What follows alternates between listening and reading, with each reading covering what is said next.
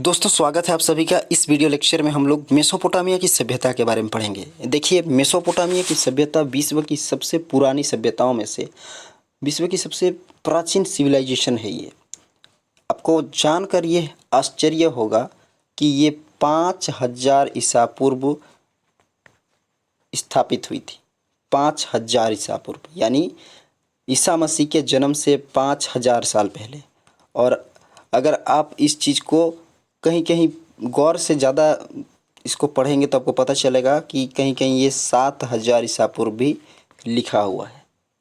तो 5000 या 7000 में जो सबसे इम्पोर्टेंट है वो 5000 ईसा पूर्व डेट को मानना पड़ेगा। तो ये पॉइंट जो है बहुत इम्पोर्टेंट है, यानी कि 5000 ईसा पूर्व पहले मेसोपोटामिया की सभ्यता जो है बननी शुरू हो गई थी। तो इतनी प्राचीन सभ्यता यानी इंसानों का शुरुआत इसे मान सकते हैं। इंसानों ने जब पहली बार बसना शुरू किया होगा तो इसी प्रकार से शुरुआत यहीं से हुई होगी। तो इसके लिए हम लोग को पढ़ना पड़ेगा कि मेसोपोटामिया दरअसल क्या है और ये कहाँ पर विकसित हुआ है, उस समय की सामाजिक आर्थिक नागरिक स्थिति कैसी थी, उस समय के लोग कैसे जीते थे, कैसे वहाँ की पढ़ाई होती थी, स्त्रियों की यानी महिलाओं की ज़िंदगी उस समय कैसी हुआ करती थी, लोग पैसे कैसे कमाते थे। ये सारी चीज़ों को जब हम लोग पढ़ेंगे तो उसके रेफरेंस में यानी उसके संदर्भ में अभी के टाइम को हम लोग तोल सकते हैं कि तब का जीवन और अब का जीवन में क्या फ़र्क है और इंसानों ने तब से लेकर अब तक में कौन सी तरक्की की है। तो स्वागत है एग्ज़ाम डी में आप सभी का। और ये वीडियो लेक्चर मूल रूप से हिस्ट्री ऑनर्स के लिए है, जिन्होंने हिस्ट्री ऑनर्स लिया है और मेजर पेपर 2 का है। यानी कि यदि आप हिस्ट्री ऑनर्स से हैं, सेमेस्टर 2 में हैं और मेजर पेपर 2 आपका जो है उसी में मेसोपोटामिया की सभ्यता है, आप सिलेबस देख लीजिएगा। तो वेरी इंपॉर्टेंट पॉइंट है, ठीक है। इसके अलावा जो कि कोर्स से संबंधित नहीं है, अगर आप इसको देख रहे हैं तो नॉलेज पर्पज़ के लिए ज़रूर देखिए, क्योंकि इसमें बहुत सारी चीज़ें आपको नॉलेज के लिए मिलेंगी और इन फ्यूचर आपके एग्ज़ाम्स में ये काम आएंगी, चाहे वो कॉम्पिटिटिव एग्ज़ाम हो, है ना, चाहे वो आपका कोर्स का एग्ज़ाम हो, सब जगह काम आएगा।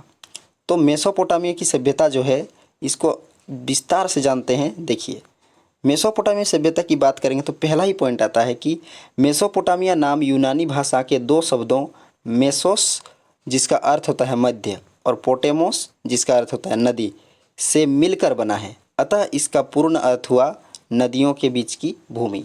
देखिए, साफ साफ ये कह रहा है कि मेसोपोटामिया 2 शब्दों से मिलकर बना है, मेसोस और पोटेमोस। मेसोस का मतलब होता है मध्य और पोटेमोस का मतलब होता है नदी, यानी नदी के बीच का या नदी के मध्य की जो भूमि है, जो ज़मीन है, उसी को हम लोग बोलते हैं मेसोपोटामिया।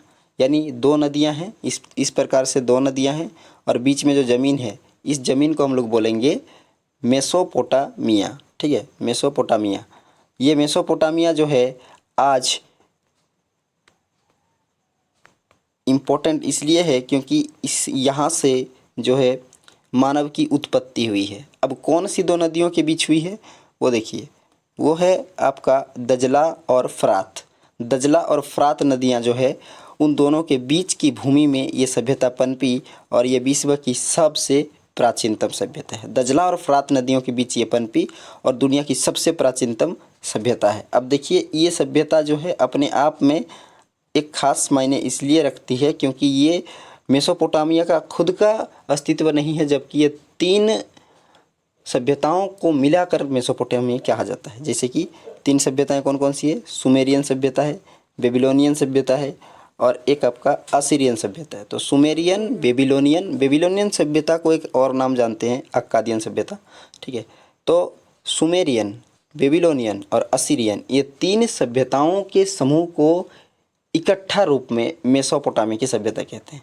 तो जो मेसोपोटामिया की सभ्यता है वो दरअसल 3 सभ्यताओं का समूह है, 3 सभ्यताओं का समूह है। और ये तीनों सभ्यताओं को अगर आप विस्तार से जान लेते हैं, डिटेल से, तो आपको जो है मेसोपोटामिया की सभ्यता के बारे में पूरी तरीके से समझ में आ जाएगी। तो हम लोग जो शुरुआत करेंगे वो करेंगे सुमेरियन सभ्यता से। तो चलिए मैं आपको एक थोड़ा सा क्विक रिव्यू करवा देता हूँ कि अभी तक आप लोगों ने क्या सीखा। अभी आपने सीखा कि मेसोपोटामिया विश्व की सबसे प्राचीनतम सभ्यता है। 5000 ईसा पूर्व उसकी उत्पत्ति हुई थी। मेसोस का मतलब होता है मध्य और पोटेमोस का मतलब होता है आपका भूमि, यानी नदी के पोटेमस का मतलब नदी, तो नदी के बीच की भूमि को हम लोग बोलते हैं मेसोपोटामिया। मेसोपोटामिया जो है वो 3 सभ्यताओं से मिलकर बना है। सुमेरियन सभ्यता, बेबीलोनियन सभ्यता जिसे अक्कादियन सभ्यता भी कहते हैं, और असीरियन सभ्यता। तो ये तीनों सभ्यताएं जो है ये बहुत इम्पोर्टेंट रखती है मेसोपोटामिया को समझने के लिए। एक वर्ड मेसोपोटामिया है लेकिन वो 3 सभ्यताओं का ग्रुप है, क्योंकि ये तीनों सभ्यताएं दजला और फरात नदी के बीच ही पनपी है, ठीक है, जिसे अंग्रेजी में यूफ्रेटिस और टिग्रिस के नाम से भी जाना जाता है, दजला और फरात नदी। अब बढ़ते हैं हम लोग और शुरुआत करते हैं सुमेरियन सभ्यता से। तो देखिए सुमेरियन सभ्यता क्या है। फर्स्ट पॉइंट कहता है कि दजला और फरात नदियाँ फारस की खाड़ी में गिरती है और इन्हीं 2 नदियों के मुहाने के बीच सुमेरियन सभ्यता विकसित हुई। दजला और जो फरात नदियाँ हैं इस प्रकार से आती हैं और आने के बाद कहाँ पर गिरती है, फारस की खाड़ी में, और इसी मुहाने पर, ठीक इस जगह पर, ठीक है, इसी मुहाने पर जो है उसकी स्थापना इस वाले जगह पे, यहाँ पर कौन सी सभ्यता पनपी, सुमेरियन सभ्यता, ठीक है। दजला और फरात नदी के मुहाने पर सुमेरियन सभ्यता पनपी और उर किस, निपुर, एरेक, एरीड, लरसा, लगास, निसिन और निनेवे जैसे शहरों के साक्ष्य पाए गए।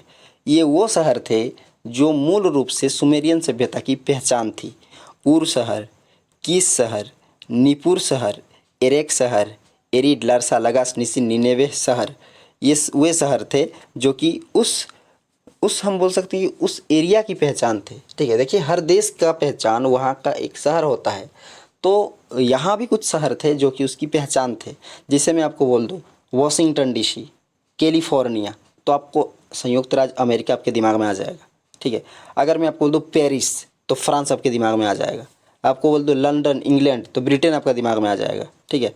तो इसी प्रकार से जाहिर सी बात है कि ये सारे शहर इम्पोर्टेंट थे, ठीक है। तो इनको जानना जरूरी होगा। जब तक इन शहरों को नहीं जानेंगे हम इस सभ्यता को कैसे जान सकते हैं। मान लीजिए कि हमें अमेरिका के बारे में भविष्य में जानना है, जब तक अमेरिका समाप्त हो चुका होगा, तो उसको जब कोई जानने आएगा तो वो लोग वॉशिंगटन डीसी, कैलिफोर्निया, ठीक है, इन सब चीज़ों का अध्ययन करेगा, ना कि कहीं दूर दराज में एगो गांव स्थित था उसको वहाँ का तो साक्ष्य भी कुछ, वहाँ का पॉइंट ही नहीं मिलेगा, उसको कुछ समझ ही नहीं आएगा, क्योंकि असली दुनिया चल रही होती शहरों में। वो लोग बहुत एडवांस होते हैं, आगे होते हैं, बाकी तो उनको बस फॉलो करते हैं, पीछे वाले बस उसको फॉलो करते हैं। तो इसलिए जब भी इतिहासकार किसी जगह का इतिहास निकालते हैं तो मूल रूप से उस जगह पर वो लोग काम करता है जो सबसे ज़्यादा विकसित था, क्योंकि विकसित वाले लोग ही आगे आते हैं, बाकी लोग तो पीछे ही रहते हैं। तो ये शहर को आपको याद रखना है, ठीक है, वेरी इंपॉर्टेंट। अब देखते हैं इनमें से सबसे जो महत्वपूर्ण शहर था वो था निपुर। निपुर शहर की खास बात थी कि उसका जो देवता था उसका नाम था एनलिल। याद रखिए एनलिल, निपुर का देवता एनलिल। निपुर क्या था, एक नगर था और हर नगर का एक देवता था। वो मैं आपको आगे बताऊंगा कि हर नगर का एक देवता था और उस देवता में निपुर नगर का देवता था एनलिल। विद्वानों के अनुसार यह नगर 5262 ईसा पूर्व अस्तित्व में आया था। 5262 ईसा पूर्व अस्तित्व में आया था, लगभग 3000 ईसा पूर्व तक ये समाप्त हो गया, ठीक है। तो देखिए मेसोपोटामिया की सभ्यता को लेकर थोड़ा सा इस बात पर जो है बहस है कि 7000 में आया था या 5000 में आया था, तो लोग उनके बीच के टाइमिंग को पकड़ लेते हैं, ठीक है। तो 7 से नीचे और 5 से ऊपर, तो यहाँ पर देख सकते हैं 5262 ईसा पूर्व जो है अस्तित्व में आया था निपुर नगर। और ये निपुर नगर कहाँ पर है, सुमेरियन सभ्यता में। तो सुमेरियन सभ्यता तो पहले विकसित हुई थी, तो जाहिर सी बात है कि सुमेरियन सभ्यता के बारे में सबसे पहले निपुर नगर की बात होगी। तो निपुर नगर को याद रखिएगा, अधिकतर क्वेश्चन यहाँ से आपको पूछे जा सकते हैं। अब आगे बढ़ते हैं और देखते हैं क्या है किलाक्षर अभिलेख, ठीक है।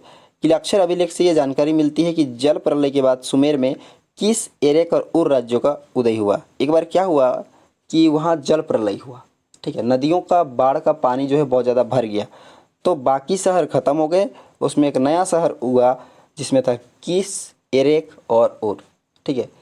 आपको पता है कि जितने भी बड़े बड़े शहर हैं, चाहे मुंबई हो, कोलकाता हो, चेन्नई हो, सारे के सारे हम लोग के समुद्र के किनारे बसे हुए हैं। अगर समुद्र में पानी की मात्रा बढ़ जाए तो ये शहर के डूबने के चांस ज़्यादा होते हैं। तो अगर इस प्रकार के शहर डूबने लगते हैं तो कौन वाले शहर फिर से पनपेंगे, ऐसे शहर जो इनके थोड़े से दूर में हैं, समुद्र से थोड़े से दूरी पे हैं, तो इस प्रकार के शहर ज़्यादा विकसित होंगे। तो यहाँ पर यही स्थिति हुई थी कि जैसे मैंने बताया कि निपुर जो था, ठीक है, निपुर वो जब अगर ख़त्म हो गया तो आगे किस, एरेक, उर, ठीक है। और इन तीनों नगर राज्यों का जो शासक था उसको पोटेसी बोला गया। पोटेसी कहीं कहीं पे पटेसी, इस प्रकार से। तो ये जो पोटेसी था दरअसल ये एक शासक था, राजा को ही पोटेसी कहा गया वहाँ पे। तो ये आपको याद रखना है। अब जो उर नगर की उत्पत्ति हुई उनके बारे में जानते हैं। उर नगर जो है इसके प्रथम राजवंश का इतिहास 2500 ईसा पूर्व माना जाता है। पहला जो राजवंश था 2500 ईसा पूर्व। उर में 4 राजाओं का शासन था 177 वर्षों तक। 4 राजाओं ने मिलकर 177 वर्षों तक यहाँ पर शासन किया। उर का जो प्रथम शासक है वो है मैसन्नेपद। इसको याद रखिएगा, मैसन्नेपद वहाँ के पहले शासक थे। कहाँ के? उर नगर के। 1920 ईस्वी में राजाओं के कब्र का पता चला। जब खोजते खोजते 1920 में पता चला कि यहाँ पर राजाओं का कब्र था। उर का प्रथम राजवंश ही सुमेर का प्रथम राजवंश कहलाया। यानी कि सुमेर सभ्यता का पहला राजवंश कहलाया उर का प्रथम राजवंश, ठीक है। वहीं सुमेर का पहला राजवंश था। उतुग किस नगर के प्रथम राजा थे? लुगल जगीसी ने खुद को एरेक और सुमेर का राजा बनाया। उतुग जो थे वो किस नगर के, किस जगह का नाम है, नगर के प्रथम राजा थे। और लुगल जगीसी ने खुद को एरेक और सुमेर का राजा बना दिया, ठीक है। लुगल जगीसी। आगे आपको लुगल जगीसी के बारे में बहुत सारी चीज़ें पढ़नी होंगी, तो ये नाम को आपको याद रखना है। सुमेरियन सभ्यता की शासन पद्धति। सुमेरियन सभ्यता की शासन पद्धति कैसी थी? वहाँ पर किस प्रकार का प्रशासन चलता था? पुलिस प्रशासन कैसा था? तो देखते हैं। देवताओं एवं पुरोहितों पर अटूट विश्वास था। मूल रूप से जो शासन चलाते थे वो थे देवता और पुरोहित। अब पुरोहित क्या होते थे? वो देवता का मतलब देवता के दूत होते थे। वो मानते थे कि देवता जो है दूत के रूप में उन्हें भेजा है। पुरोहित जो हैं जो पूजा करने वाले हैं, और वो जो है बाकी लोगों को वो बोलते थे कि देवताओं ने उनसे ये कहा है, ये कहकर वो बाकी लोगों को बोलते थे और बाकी लोग उन पर अटूट विश्वास रखते थे। तो ये उस समय की पहली बात थी कि उस समय का शासन कुछ इस प्रकार से चलता था। ऊपर से जो ऑर्डर आते थे वो बाकी लोग उसे फॉलो करते थे। अब ये पुरोहित कौन थे? राज्य का शासक ही पुरोहित था। यानी राज्य का जो राजा था, शासक था, वही पुरोहित था। और वही कहता था कि ईश्वर ने मुझे या मेरे परिवार को चुना है तुम सबों पर शासन करने के लिए, ठीक है। तो तुम सबों को मेरी बात को माननी होगी क्योंकि ईश्वर ने मुझे भेजा है तुम लोग पर शासन करने के लिए। तो लोग इसे मान लेते थे इतना, क्योंकि शिक्षा का विस्तार उतना ज़्यादा नहीं था। तो लोगों में ये भावना पनपी कि हाँ ईश्वर ने ही भेजा है, और लोग बातों को इतने अच्छे तरीके से बोलते भी थे कि बाकी लोग उसको भरोसा कर लेते थे, ठीक है। तो प्रत्येक नगर का एक देवता होता था। देखिए उस समय देखिए प्रत्येक नगर का एक देवता होता था, मतलब हर नगर का अपना एक देवता होता था। और यहीं अगर आप आके हड़प्पा सभ्यता में पढ़ेंगे, ठीक है, थोड़ा सा मैं आपको आउट नॉलेज दे देता हूँ क्योंकि जानना भी ज़रूरी है समकालीन टाइम पे। यहीं अगर आप हड़प्पा में पढ़ेंगे तो आपको पता चलेगा कि हड़प्पा सभ्यता में देवता का पूजा पाठ का कोई संकेत नहीं मिला है। हाँ, कुछ कुछ इस प्रकार के मूर्ति वगैरह कुछ पाए गए हैं, ठीक है, लेकिन उसको अभी तक इतिहासकार ये समझ नहीं पाए कि ये आखिर है क्या, ठीक है।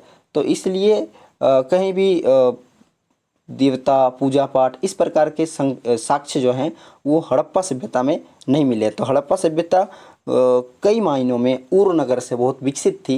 ये हड़प्पा सभ्यता की जो जल निकास की प्रणाली थी, यहाँ के जो घर बनाने की टेक्नोलॉजी थी, ठीक है, कचरा निपटान का जो तरीका था, पानी का जो सुविधा था, ये सारी चीज़ें बहुत एडवांस्ड थी। यहाँ के लोगों ने इस चीज़ को इतने अच्छे तरीके से बनाया था। और मूल रूप से यहाँ के लोग जो है शिक्षित होकर आगे बढ़ने पर प्रयास करते थे। तो ये हड़प्पा कहीं ना कहीं हम लोग की जो सभ्यता थी वो कहीं ना कहीं मेसोपोटामिया के उर नगर की सभ्यता से बहुत ज़्यादा विकसित थी।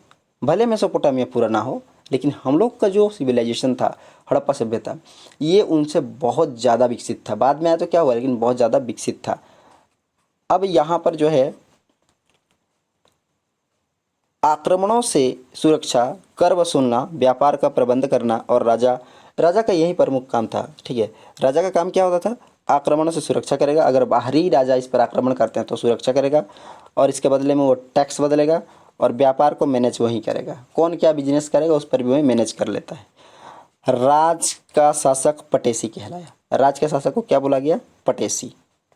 तो ये था आपका उरनगर का। अब आते हैं उस समय की धार्मिक स्थिति। सुमेरवासी शुरू से ही एकेश्वरवादी थे। वो लोग एक ईश्वर को मानते थे। धर्म के प्रति उनका झुकाव बहुत ज़्यादा था। इस बात को याद रखिएगा, धर्म के प्रति जो उनका झुकाव था वो बहुत ज़्यादा था। प्रत्येक नगर अपने अपने संरक्षक देवी देवता होते थे। प्रत्येक नगर के अपने अपने संरक्षक देवी देवता होते थे। संरक्षक देवी देवता का मतलब होता है ये देवी देवता इस नगर को बचाएगा, वो देवी देवता उस नगर को बचाएंगे, इस प्रकार से। कुछ प्रमुख देवताओं की आपको सूची में यहाँ पे बता रहा हूँ, इसको याद रखिएगा। देखिए, ये है कुछ प्रमुख नगर और उनके देवी देवता। देखिए, आप यहाँ पे आराम से पढ़ सकते हैं। निपुर नगर का जो देवता है उसका नाम है एनलिल। किस नगर का जो है उसका नाम है निकारसाग। लगास का है देवी बाऊ। ऊर का है इन्निनी। असुर का है असुर हिल का है बेबीलोन का है मरदुक। अक्काद का स्तर और निन्वे का भी मरदुक। तो ये आपको याद रखना है, क्योंकि इससे क्वेश्चन कैसे पूछेगा। देखिए, जहाँ तक अंदाजा है कि असुर नगर, ठीक है, सॉरी असुर जो है ये असुर नगर और देवता का नाम भी उसी प्रकार से है। तो असुर देवता जो है किस नगर का देवता था, तो वो असुर नगर का। मरदुक जो था वो किस नगर का देवता था, बेबीलोन का। तो इस प्रकार से एनलिल कहाँ का देवता था, निपुर का।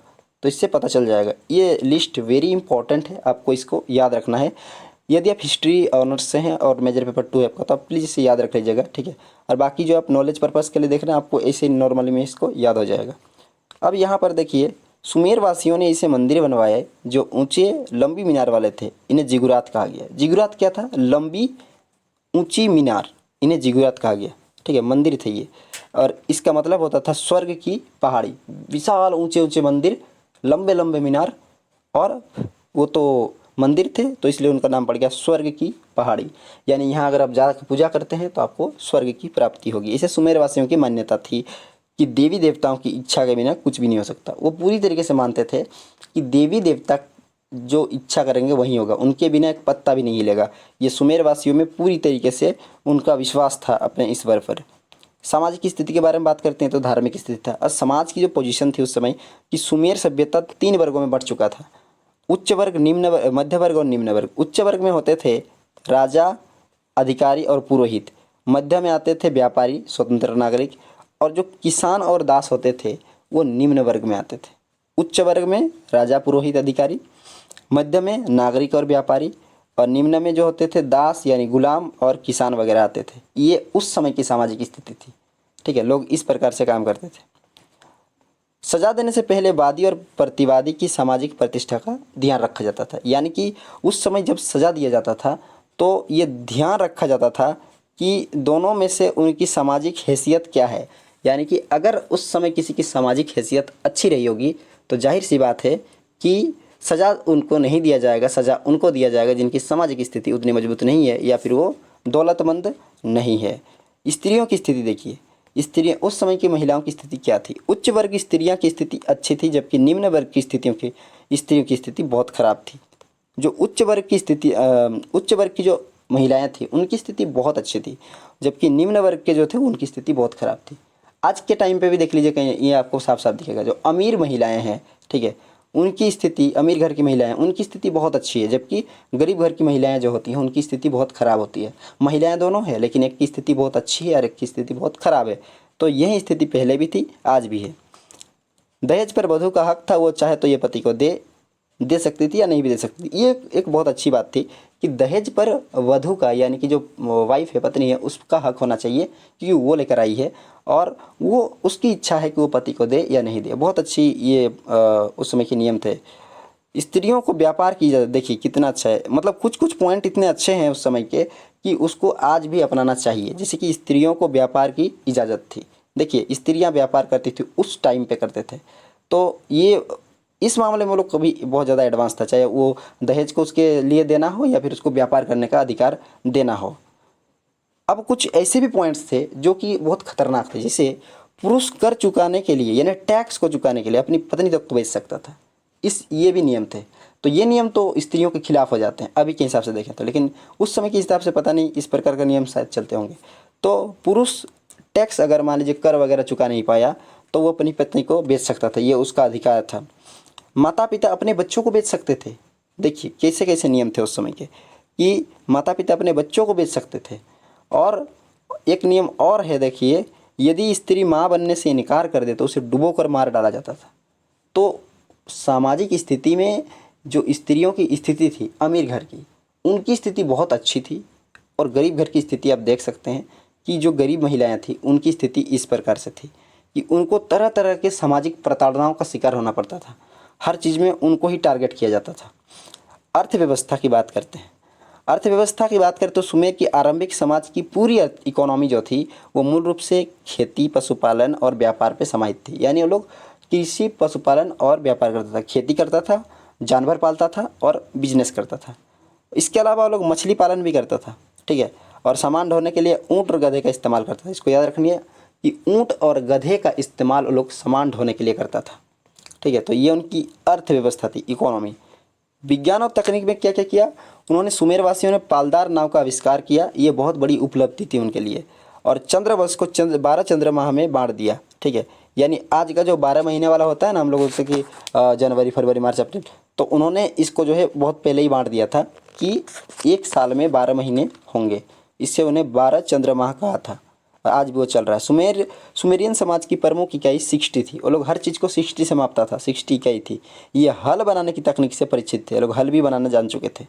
लेखन कला की बात करें तो किलाक्षर लिपि का प्रथम बार, जिसका याद रखिएगा कि किलाक्षर लिपि का इस्तेमाल मेसोपोटामिया सभ्यता में होता था, वह उसको प्रथम बार हेनरी रेलिंग्टन्स ने पढ़ा था, ठीक है। ये वही आदमी थे जिन्होंने पहली बार किलाक्षर लिपि को पढ़ा था, इसको याद रखिए।